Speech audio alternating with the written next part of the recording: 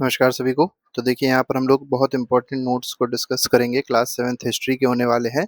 Chapter का नाम है new beginning cities and states. तो सबसे पहले तो इंट्रोडक्शन देख लेते हैं। इंट्रोडक्शन बताया गया after the decline of Indus valley civilization around 1900 BC. तो देखिए 1900 बीसी के आसपास जो इंडस वैली सिविलाइजेशन थी वो डिक्लाइन हो गई थी।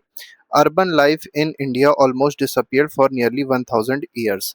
तो देखिए जो इंडस वैली सिविलाइजेशन थी उसमें अर्बनाइजेशन था, और जब 1900 के आसपास ये खत्म हो गई ये सिविलाइजेशन, तो अगले 1000 साल तक क्या रहा कि अर्बनाइजेशन था वो भी डिसअपियर हो चुका था इंडिया से।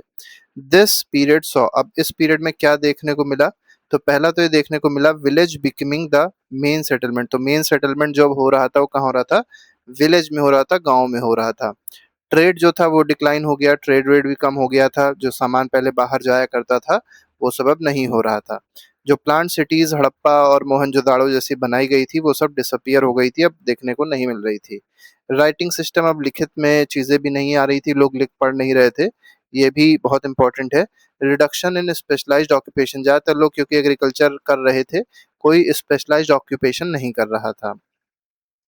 Then during first millennium BC, तो पहले मिलीनियम बीसी में क्या देखने को मिला? एक नया फेज अर्बन डेवलपमेंट का स्टार्ट होता है नॉर्दर्न इंडिया में। ठीक है, नॉर्दर्न इंडिया में फिर से अर्बनाइजेशन जो है वो स्टार्ट हो रहा था, और इसी पीरियड को क्या कहा गया? Second urbanization in India. तो फर्स्ट अर्बनाइजेशन आपने देखा वो कौन सा था? वो इंडस वैली सिविलाइजेशन था। अब सेकेंड अर्बनाइजेशन है वो स्टार्ट होने जा रहा है, जिसके बारे में हम लोग डिस्कशन करेंगे। मीनिंग क्या है सेकेंड अर्बनाइजेशन का? तो अब यहाँ पर क्या देखने को मिलेगा कि जो सिटीज है, ट्रेड है, एडमिनिस्ट्रेशन है, क्राफ्ट है, ऑर्गेनाइज्ड स्टेट है, ये रीएमर्ज करेंगे, मतलब ये फिर से विकसित होंगे, फिर इनका डेवलपमेंट होगा भारत में आफ्टर हड़प्पा डिक्लाइन। तो हड़प्पा के डिक्लाइन के बाद ये सेकेंड अर्बनाइजेशन स्टार्ट होने वाला था। ठीक है, फीचर्स देख लेते हैं सेकेंड अर्बनाइजेशन के, क्या क्या फीचर्स देखने को मिलते हैं। तो यहाँ पे बड़ी बड़ी सिटीज, नई सिटीज देखने को मिली, फोर्टिफाइड थी। फोर्टिफाइड मतलब फोर्ट्स बनाए गए थे, पूरा पूरा बड़े बड़े दीवार बनाई जाती थी, उनको किलाबंदी करी जाती थी, ऐसे इसको समझ सकते हैं। ट्रेड बहुत तेजी से ग्रो कर रहा था, ट्रेड नेटवर्क्स जो थे वो एक्सपैंड कर रहे थे। इंटर ट्रेड भी हो रहा था, इंट्रा भी हो रहा था, मतलब कंट्री के अंदर भी ट्रेड हो रहा था और दूसरी कंट्रीज के साथ भी ट्रेड बढ़ रहा था। आयरन टेक्नोलॉजी आती है। अब आयरन के आविष्कार से क्या होता है कि फार्मिंग टूल्स जो थे वो ज़्यादा बेटर हो गए, वेपन्स ज़्यादा बेटर हो गए, जिससे एरिया का एक्सपेंशन हो रहा था और साथ ही साथ एग्रीकल्चर भी एनरिच हो रहा था। कॉइन्स डेवलप किए गए, जैसे पंच मार्क्ड कॉइन से पंचेस बनाए जाते थे, पंच बनाए जाते थे, उसको इंट्रोड्यूस किया गया जिससे ट्रेड और आसानी से हो सके। स्टेट्स डेवलप हुए, जैसे जनपद और महाजनपद डेवलप हुए, ये बहुत इंपॉर्टेंट है न्यू अर्बनाइजेशन में। असेंबलीज आई, असेंबली जैसे सभा और समिति आई, और इनका मेनली काम होता था पॉलिसी बनाने का। न्यू रिलीजन अब डेवलप होते हैं नए अर्बनाइजेशन में, और नया रिलीजन जैसे बुद्धिज्म आता है, जैनिज्म होता है, ये तेजी से स्प्रेड कर रहा था। लिटरेचर में अगर आप देखेंगे तो बुद्धिस्ट टेक्स्ट आए, जैन टेक्स्ट आए, और लेटर वैदिक टेक्स्ट भी यहाँ पर देखने को मिलते हैं। Why did it develop mainly in Ganga plain? सब बात आती है, ये जो सेकेंड अर्बनाइजेशन है ये मेनली गंगा प्लेन के आसपास ही क्यों डेवलप हुई? तो पहला रीजन ये है कि गंगा प्लेन का जो सॉयल है बहुत ही ज़्यादा फर्टाइल सॉयल है। ठीक है, अलूवियल सॉयल है, बहुत ही फर्टाइल अलूवियल सॉयल है, जो कि एग्रीकल्चर के लिए बहुत ज़्यादा सुटेबल है। अब देखिए एग्रीकल्चर होगा तो लोगों को फूड सिक्योरिटी हो जाएगी, फूड मिलेगा, आसानी से वो रह पाएंगे। दूसरा क्या है, यहाँ पे अवेलेबिलिटी ऑफ वाटर देखने को मिल रही थी। रिवर्स प्रोवाइडेड इरिगेशन, तो रिवर्स क्योंकि जैसे गंगा जैसी नदियां थी तो वो क्या कर रही थी? इरिगेशन प्रोवाइड कर रही थी, एग्रीकल्चर को बाकायदा इरिगेशन मिल रहा था, और जो डेली एक्टिविटीज के काम थे वाटर के वो भी आसानी से लोग कर पा रहे थे। आयरन ओर यहाँ पर पाया जा रहा था, जो नियर बाय हिल्स थी वहां पर आयरन के डिपॉजिट्स भी पाए गए थे। तो आयरन ओर पाया गया तो उससे वेपन्स बनाए गए, उससे एग्रीकल्चर के इक्विपमेंट्स बनाए गए, जिससे और अच्छी प्रोडक्टिविटी हो पाई। बेटर एग्रीकल्चर हो पा रहा था क्योंकि आयरन को यूज किया गया था। ट्रेड रूट्स बनाए गए थे यहाँ पे बहुत अच्छे, इंपॉर्टेंट ट्रेड रूट जो थे वो इसी रीजन से पास कर रहे थे, मतलब जो गंगा प्लेन्स थे वहां से इंपॉर्टेंट ट्रेड रूट्स पास कर रहे थे, जिससे ट्रेड और ज्यादा इंक्रीज कर पा रहा था। अब देखते हैं जनपद का मतलब क्या होता है। पहले हम लोग जनपद देखेंगे फिर महाजनपद पे आएंगे। तो जनपद का मतलब होता है, जन जो है दो शब्दों से मेनली बना है, जन, जन का मतलब होता है पीपल, और पद का मतलब होता है फुट होल्ड या प्लेस, तो मतलब लोगों की जो जगह होती है उसको जनपद कहते हैं। तो janapada is territory where people settle, तो जहां पर लोग सेटल होते थे, अपना सेटलमेंट बनाते थे, उस टेरिटरी को क्या कहा गया? जनपद कहा गया। अब जनपद के फीचर्स क्या थे, पहले इसको देख लेते हैं। तो मेनली जनपद जो था वो क्लैंस होते थे, ट्राइब होती थी, वो फॉर्म करती थी, मतलब एक ग्रुप होता था लोगों का जो ये जनपद को बनाता था। जनपद को रूल कौन करता था? एक राजा होता था, किंग होता था, जो इसको रूल करता था। पीपल जो थे वो क्या, लोग लोग मतलब शेयर करते थे लैंग्वेज को, कस्टम्स को, ट्रेडिशंस को। यहाँ पर अलग अलग तरीके की देखने को मिलती थी। महाजनपद पे आएंगे। महाजनपद क्या है? तो एट्थ और सेवेंथ सेंचुरी में हम लोग को क्या देखने को मिला, मतलब एट्थ और सेवेंथ सेंचुरी बीसी से हम लोग को महाजनपद जो है वो छोटे छोटे से जनपद जो थे वो मर्ज होने लग गए थे। और जब वो छोटे छोटे जनपद मर्ज होने लग गए तो उन्होंने एक बड़े स्टेट्स को बनाया जिसको कहा गया महाजनपद। मतलब छोटे छोटे से जो स्टेट्स थे अब ये क्या हो गए, एक ही मर्ज हो गए, और जब मर्ज हुए तो ये क्या बन गया? महाजनपद बन गया। ठीक है। अब एंशियंट बुद्धिस्ट टेक्स्ट और जैन के टेक्स्ट क्या कहते हैं कि टोटल नंबर ऑफ महाजनपद कितने थे? 16 थे। हालांकि कुछ टेक्स्ट, पनीनी का जो एक टेक्स्ट है अष्टाध्यायी, उसमें 22 महाजनपद बताए गए हैं, लेकिन ज्यादातर जो एंशियंट टेक्स्ट हैं उसमें 16 महाजनपद के बारे में ही बताया गया है। अब इंडिया के कुछ इंपॉर्टेंट महाजनपद देख लेते हैं कौन कौन से थे। जैसे ज्यादातर आप महाजनपद देखेंगे तो यहीं पे देखने को मिलेंगे, गंगा के मैदान पे। तो जैसे कुरु है तो कुरु की राजधानी इंद्रप्रस्थ थी। ठीक है। पांचाल है, इसकी राजधानी क्या थी? तो पांचाल एक महाजनपद था, इसकी राजधानी अहिछत्र थी। काम्पिल्य भी थी इसकी। कौशल, जो कौशल बहुत इंपॉर्टेंट महाजनपद था, इसकी राजधानी श्रावस्ती थी। मल्ल जो है, मल्ल की राजधानी कुशीनगर थी या कुशीनारा थी। ठीक है। वैशाली बहुत इंपॉर्टेंट महाजनपद है, मतलब वज्जी या वज्जी है महाजनपद, जिसकी राजधानी क्या है? वैशाली है। मगध की राजधानी क्या थी? राजगृहा थी। इसी तरीके से वत्स महाजनपद की राजधानी क्या थी? कौशाम्बी थी। छेदी या चेदी की राजधानी शक्तिमती थी या सुक्तिमती थी। इसी तरीके से उज्जैनी, अवंती, ये आपका एक बहुत इंपॉर्टेंट हो जाएगा। और साउथ में, जो सबसे साउथ में महाजनपद देखने को मिलेगा वो अश्मक देखने को मिलेगा, और इसकी जो राजधानी थी वो पोटन या पाटन थी। ठीक है। इसी तरीके से अंग थी, इसकी राजधानी क्या थी? चंपा थी। अंग वही वाला है, अंग राज वाला, कर्ण जिनके राजा थे। ठीक है। तो ये चंपा इसकी राजधानी थी। तो इस तरीके से ये कुछ महाजनपद थे जिनके बारे में आपको पता होना चाहिए। यहाँ पे भी महाजनपद है, जैसे गंधार है। ठीक है। इसकी राजधानियां दी गई है तक्षशिला, तो ये थोड़ा सा आपको पता होना चाहिए। अब महाजनपद में कुछ कैपिटल देख लीजिए। जैसे मगध की कैपिटल राजगृहा थी, कौशल की कैपिटल श्रावस्ती थी, वत्स की कैपिटल कौशाम्बी थी, ये याद रखना पड़ेगा आपको। अवंती की कैपिटल उज्जैनी थी, जो आज उज्जैन में है। ठीक है। गांधार की कैपिटल आप देखेंगे तक्षशिला है। ठीक है। और यहीं से ही जो विष्णुगुप्त के बारे में आप जानते होंगे, जिनको चाणक्य कहा जाता है, तो तक्षशिला यूनिवर्सिटी के ही वो प्रोफेसर या टीचर थे उस समय। ठीक है। वज्जी की राजधानी क्या थी? वज्जी की राजधानी वैशाली थी, बिहार में है आज। अंग की राजधानी चंपा थी। कुरु की क्या थी? इंद्रप्रस्थ थी। ठीक है। कुछ पावरफुल महाजनपद थे, जैसे मगध बहुत ज्यादा पावरफुल था, कौशल बहुत ज्यादा पावरफुल था, वत्स बहुत पावरफुल था, और अवंती बहुत ज्यादा पावरफुल थे। तो ये चार ऐसे महाजनपद थे जो बहुत ज्यादा पावरफुल हुआ करते थे। अब इनकी जो कैपिटल सिटीज होती थी वो उसके क्या क्या फीचर्स होते थे? तो जो भी कैपिटल होती थी उसमें फोर्टिफिकेशन बहुत ही स्ट्रांग होता था, मतलब उस कैपिटल के अंदर कोई आसानी से एंटर नहीं कर सकता था। खासकर जो दुश्मन लोग होते थे वो मतलब अपनी सेना को अंदर लेके नहीं जा पाते थे, क्योंकि बहुत बड़े बड़े फोर्ट्स बने होते थे। मोट्स बनाए जाते थे सिटीज के अराउंड। नैरो गेटवेज होते थे, ये बहुत इंपॉर्टेंट बात है। इसके बाद गार्ड्स यहाँ पर सेटअप किए जाते थे जो मूवमेंट को कंट्रोल करते थे। मार्केट और ट्रेड के सेंटर भी होते थे। जैसे आज भी आप देखेंगे जो भी कैपिटल होती है किसी भी स्टेट की, वहाँ बहुत बड़ा मार्केट जरूर होगा, ट्रेड का सेंटर जरूर होगा। तो ये ऐसे ही पहले भी था। अब मोट क्या होता है? मोट मेनली एक बड़ा सा गड्ढा टाइप का होता है। जैसे मान लीजिए ये आपका यहाँ पे फोर्ट है, तो इसके साइड में ये जो जगह है, इस वाली जगह पे क्या होता है, बहुत गहरा गड्ढा कर दिया जाता है और इसके अंदर पानी भर दिया जाता है, जिससे कोई भी इसके इधर से आ ना सके इस पार। ठीक है। मतलब इस फोर्ट में कोई घुस ना सके, क्योंकि घुसेगा तो उसको पहले ये जो गड्ढा है बहुत बड़ा सा, इसको पार करना पड़ेगा। इसमें मगरमच्छ होते थे, बड़े बड़े जानवर होते थे, और पानी तो भरा ही होता था, तो बड़ी दिक्कत हो जाती थी। Deep ditch filled with water around a fort city for protection, तो प्रोटेक्शन के मेनली बनाया जाता था। अर्ली डेमोक्रेटिक ट्रेडिशंस, तो पहले डेमोक्रेटिक ट्रेडिशंस किस तरीके के थे?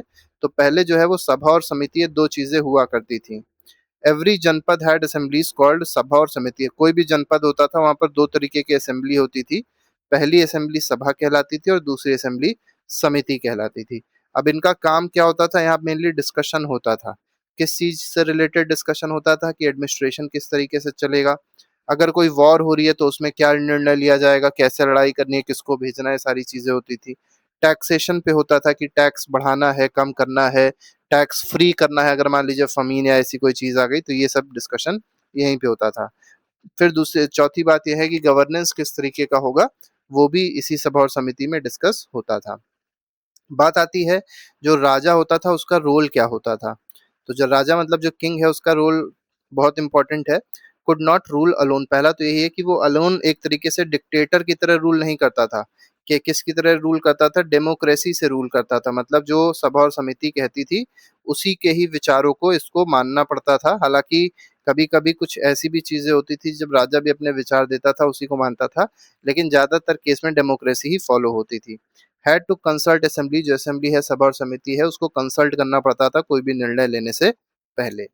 जो भी मिनिस्टर्स होते थे, जो भी एल्डर्स होते थे, उनकी बात सुननी पड़ती थी, ये नहीं अपनी मनमर्जी कर सके, वो सब चीजें नहीं थी। इंपॉर्टेंट फैक्ट देख लेते हैं कुछ। टेक्स्ट में ये भी बताया गया है, an incompetent king could be remove. अगर मान लीजिए किंग ऐसा लगता था कि वो इनकम्पिटेंट है, मतलब वो बड़ों की बात नहीं मान रहा है, वो जबरदस्ती कोई भी काम कर रहा है जो जो मतलब असेंबली जिसको मना कर रही है, तो ऐसे किंग को हटा दिया जाता था।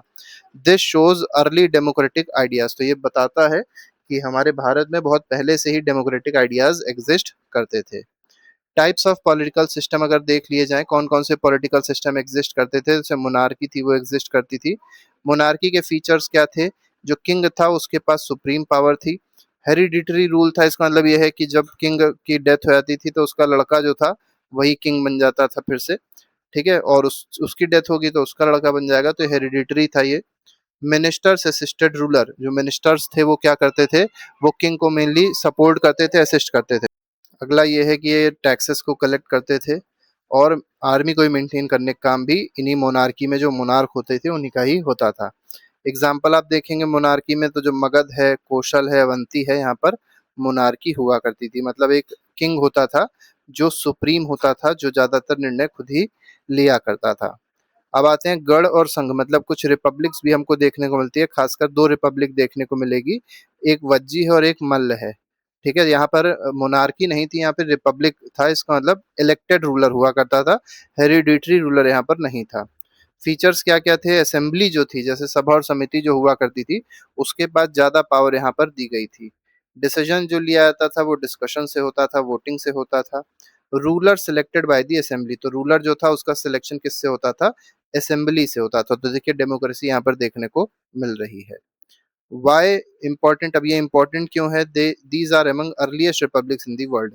अब देखिए ये जो वज्जी और मल्ल है ये इम्पोर्टेंट इसलिए है क्योंकि इस तरीके की जो रिपब्लिक वाली चीजें हैं या डेमोक्रेटिक गवर्नेंस वाली चीजें हैं वो अभी तक देखने को वर्ल्ड में नहीं देखने को मिल रही थी, पहली बार देखने को मिली थी।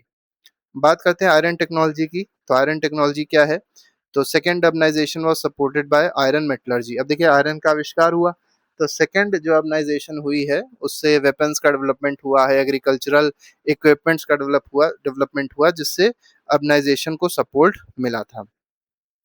आयरन की क्या क्या इंपॉर्टेंस है, तो एग्रीकल्चर में आप जानते होंगे कि प्लो बनाने के लिए, फड़वा बनाने के लिए, फॉरेस्ट की क्लियरिंग के लिए इम्पोर्टेंट है। फार्मिंग को इंक्रीज करने के लिए, प्रोडक्टिविटी जिससे बढ़ सके उसके लिए इम्पोर्टेंट है। वॉरफेयर में कैसे इंपॉर्टेंट है, तो अच्छी तलवारें बन सकती हैं इससे, स्पीयर्स बन सकते हैं, धनुष बाण बन सकती है। ठीक है, भाले बन सकते हैं, इसलिए इंपॉर्टेंट होता है ये। शील्ड बनाई जा सकती है। वॉरफेयर में अगर देखा जाए तो वॉरफेयर के बारे में क्या है कि महाजनपद ऑफन फॉट वॉर्स। देखिए महाजनपद में ज्यादातर वॉर और नहीं होती थी, बहुत ही कम वॉर हुआ करती थी। ये लोग क्या करते थे, अलायंस बना लेते थे, ग्रुप बना लेते थे और टेरिटरी को क्या करते थे, एक्सपैंड करते थे। This later led to kingdoms and empires, और इसके बाद ही किंगडम और एम्पायर का एक्सपेंशन स्टार्ट होता है या फॉर्मेशन स्टार्ट होता है।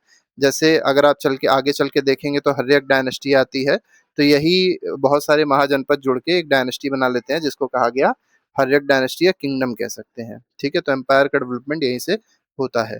फर्स्ट कॉइन्स इन इंडिया, तो पहली बार इंडिया में कॉइन्स देखने को मिले।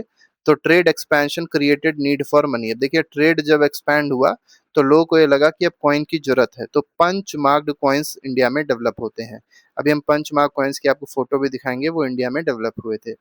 फीचर्स क्या थे इनके, तो ज्यादातर जो पंच मार्क कॉइन्स थे वो किस काहे के बने हुए थे, सिल्वर के बने हुए थे। ये आपको याद रखना है, ठीक है। ये पूछा आता है क्वेश्चन, किसके बने थे, सिल्वर के बने थे। सिंबल पंच्ड ऑन सरफेस, तो सरफेस पे क्या होता था, अलग अलग सिंबल्स बना दिए जाते थे और इनको फिर ट्रेड में यूज किया जाता था। Different state issued own coins, और अलग अलग स्टेट जो थे वो अपने अपने कॉइन्स को इशू करते थे। लेटर जो था, बाद में क्या देखा गया कि ये जो कॉपर कॉइन्स डेवलप हुए, गोल्ड के कॉइन्स डेवलप हुए, और ये भी देखने को मिले इसी महाजनपद पीरियड में। कुछ इंपॉर्टेंट ट्रेड रूट्स देख लेते हैं, जैसे पहला उत्तर पथ है। उत्तर पथ अगर आप देखेंगे तो ये कहाँ से कहाँ तक कनेक्टेड है, तो इसने मेनली नॉर्थ वेस्ट इंडिया को कनेक्ट किया था, गंगा प्लेन्स को कनेक्ट किया था और ईस्टर्न इंडिया को, इन तीन रीजन को उत्तर पथ ने कनेक्ट किया था। दक्षिण पथ देखेंगे तो इसने कौशाम्बी को कनेक्ट किया, विंध्या रीजन को कनेक्ट किया और सदर्न इंडिया को कनेक्ट किया था। तो दक्षिण मतलब ही होता है सदर्न, और ऊपर जो है नॉर्दर्न मतलब होता है, उत्तर पथ का मतलब हो जाएगा नॉर्दर्न इंडिया। तो नॉर्दर्न इंडिया किसको कनेक्ट, मतलब उत्तर पथ किसको कनेक्ट कर रहा था, नॉर्थ वेस्ट पार्ट को, गंगा प्लेन को और ईस्टर्न इंडिया को, और दक्षिण पथ किसको कनेक्ट कर रहा था, कौशाम्बी रीजन को, विंध्या रीजन को और साउथ इंडिया को। इंपॉर्टेंस क्या थी उत्तर पथ और दक्षिण पथ की, अब इन्हीं रूट्स की वजह से ट्रेड अच्छा हो पा रहा था, लोग ट्रेवल कर पा रहे थे एक जगह से दूसरी जगह में, मिलिट्री का मूवमेंट आसान हो पा रहा था, कल्चरल एक्सचेंज हो पा रहे थे। जैसे साउथ का कल्चर है, जब लोग ऊपर आ रहे थे नॉर्थ में, तो अपने साउथ के कल्चर को नॉर्थ में प्रमोट कर रहे थे, इसी तरीके से नॉर्थ के लोग जाके साउथ में प्रमोट कर रहे थे, तो कल्चरल एक्सचेंज देखने को मिल रहा था। और साथ ही साथ रिलीजन जो थी वो आसानी से स्प्रेड हो रही थी। जैसे नॉर्थ में मान लीजिए बुद्धिज्म का जन्म हुआ, लेकिन बुद्धिज्म केवल नॉर्थ इंडिया में तो देखने को मिली नहीं, तो वो साउथ इंडिया तक कैसे पहुंची, इन्हीं रूट्स के थ्रू साउथ इंडिया तक वो स्प्रेड हुई। कुछ इंपॉर्टेंट सिटीज देख लेते हैं, जैसे राजगृहा है, राजगृहा क्या है, मगध की कैपिटल है। कौशाम्बी जो है वत्स की कैपिटल है। उज्जैनी जो है अवंती की कैपिटल है, भी हम लोग ने देखा भी था।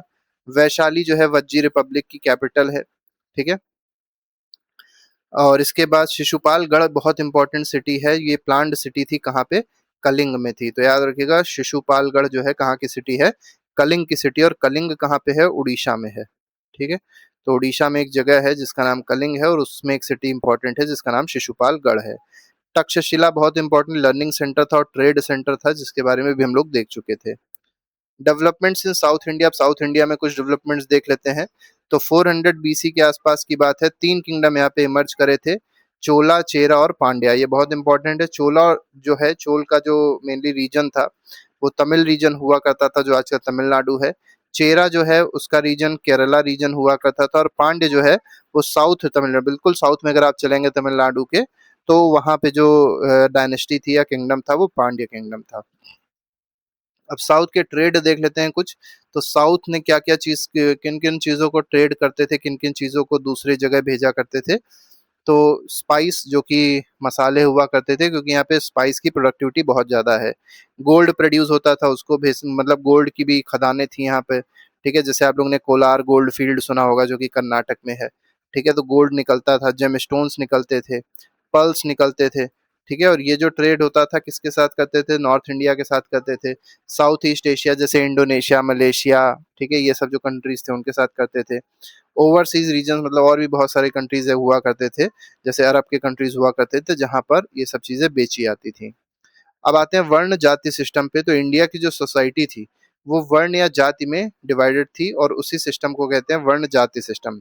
जाति का मतलब क्या होता है पहले इसको देख लेते हैं। तो कम्युनिटी बेस्ड ऑन ऑक्यूपेशन, तो ऑक्यूपेशन पे जब कम्युनिटी को डिवाइड किया जाता है तो उसी को कहते हैं जाति, ठीक। एग्जाम्पल क्या है, फार्मर एक जैसे जाति हो गई, पॉटर हो गई, वीवर्स हो गई, स्मिथ हो गई, तो ये सब क्या है, अलग अलग जातियां हैं। फीचर्स क्या होती थी, ऑक्यूपेशनल हेरिडिटरी होती थी। ऑक्यूपेशनल हेरिडिटरी का मतलब जैसे मान लीजिए कोई एक पर्सन है ए, और वो गोल्ड स्मिथ है, ठीक है। तो उसका बेटा भी क्या हो जाएगा, गोल्ड स्मिथ बनेगा। फिर उसका बेटा जो होगा वो भी गोल्ड स्मिथ होगा। तो मतलब गोल्ड स्मिथ है तो गोल्ड स्मिथ ही का काम करते रहेंगे पूरे घर परिवार के लोग, या पूरी जनरेशन आने वाली। इसी को कहते हैं ऑक्यूपेशनल हेरिडिटरी हुआ करती थी।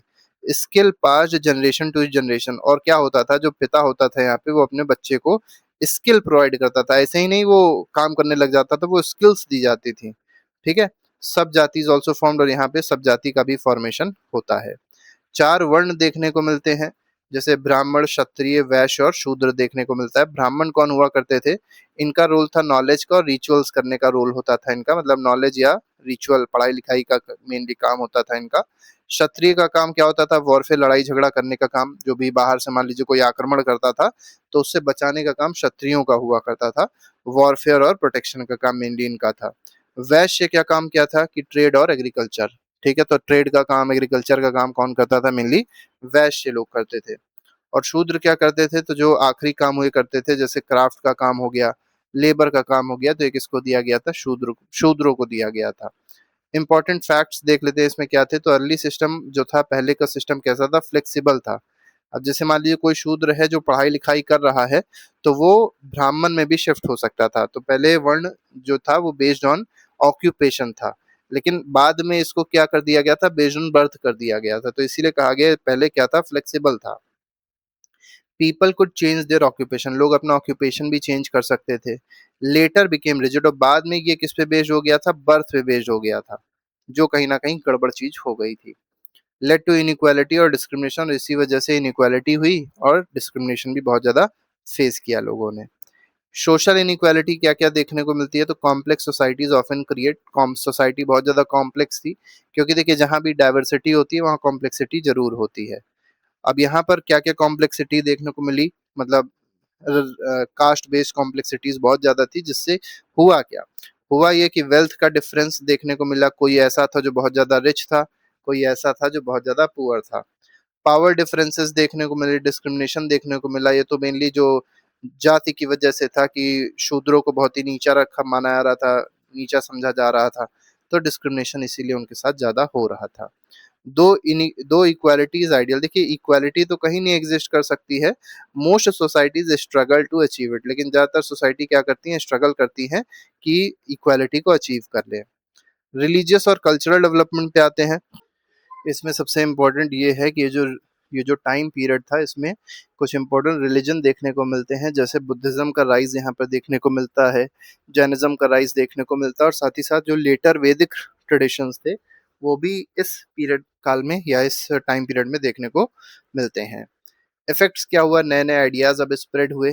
मॉन्क्स जो थे, मतलब जो बुद्धिस्ट मॉन्क थे, जैन के मॉन्क थे, वो एक जगह से दूसरी जगह ट्रेवल कर रहे थे और अपनी आइडियाज को लोगों के साथ शेयर कर रहे थे। पिलग्रिमेज रूट्स डेवलप, और इसी वजह से पिलग्रिमेज रूट जो था वो भी डेवलप होने लग गया था। लिटरेचर एक्सपैंड हो रही थी, लोग राइटिंग्स लिख रहे थे, लिटरेचर लिख रहे थे, और वो एक जगह से दूसरी जगह एक्सपैंड हो रही थी। आर्ट एंड कल्चर की बात करी जाए तो आर्ट एंड कल्चर का क्या है? तो Indian art also developed rapidly.